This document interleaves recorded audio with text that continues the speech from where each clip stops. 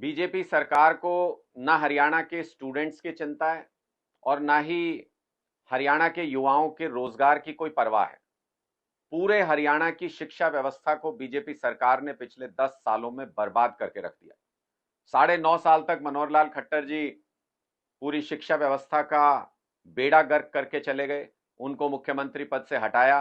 अब नायब सिंह जी आ गए हैं, तो उनके कार्यकाल में भी लगभग वही स्थिति है जो पिछले 9.5 साल से चली आ रही थी।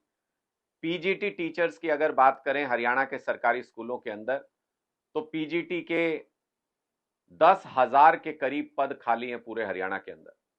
आपको जान के आश्चर्य होगा कि जिस करनाल से पूर्व मुख्यमंत्री मनोहर लाल खट्टर जी विधायक होते थे, अब सांसद हैं। जिस करनाल से मौजूदा मुख्यमंत्री नायब सिंह जी विधायक हैं, उस करनाल में 567 पद खाली हैं आज के दिन में पीजीटी टीचर्स के। जहां से शिक्षा मंत्री आती हैं फरीदाबाद से, वहां पर आज के दिन में 672 पद खाली हैं पीजीटी के।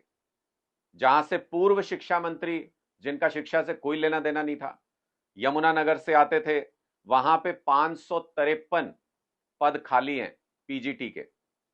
सिरसा के अंदर 884 पद खाली हैं और नूह के अंदर तो 1000 से ज्यादा पद खाली हैं पीजीटी के। अगर आप कुल टीचर्स को देखें, पीजीटी टीजीटी टीचिंग स्टाफ को देखें, तो हरियाणा के स्कूलों के अंदर 28,000 वैकेंसी है आज के दिन में। तो फिर पढ़ाई क्या होती होगी? कौन पढ़ाएगा सरकारी स्कूलों में जब टीचर्स ही नहीं होंगे? ना सुविधाएं हैं ना टीचर्स हैं। सुविधाओं के लिए हाईकोर्ट डांट लगा चुका है, फाइन लगा चुका है। और टीचर्स की स्थिति मैं आपको आज बता रहा हूं, यहां पे रिकॉर्ड की बात है कि 10,000 से ज्यादा पीजीटी के पद खाली है। कॉलेजेस के अंदर प्राध्यापकों के, असिस्टेंट प्रोफेसर्स के पद खाली हैं।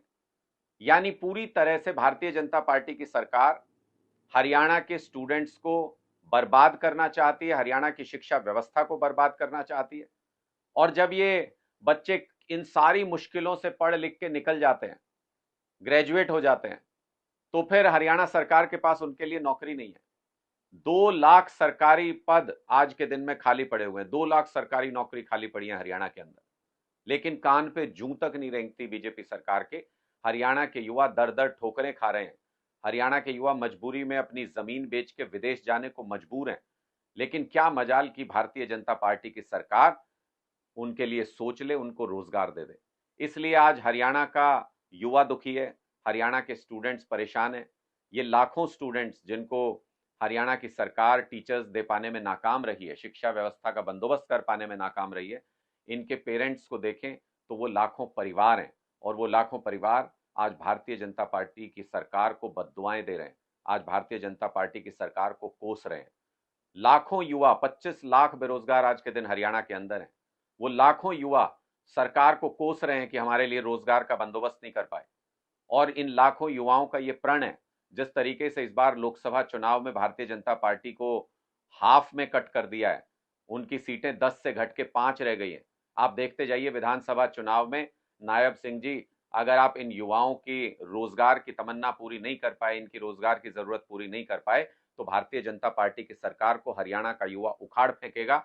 भारतीय जनता पार्टी की सरकार को वो सारे पेरेंट्स उखाड़ फेंकेंगे जिनके लिए आपने शिक्षा का बंदोबस्त नहीं किया, जिनके सरकारी स्कूलों को आपने बर्बाद कर दिया।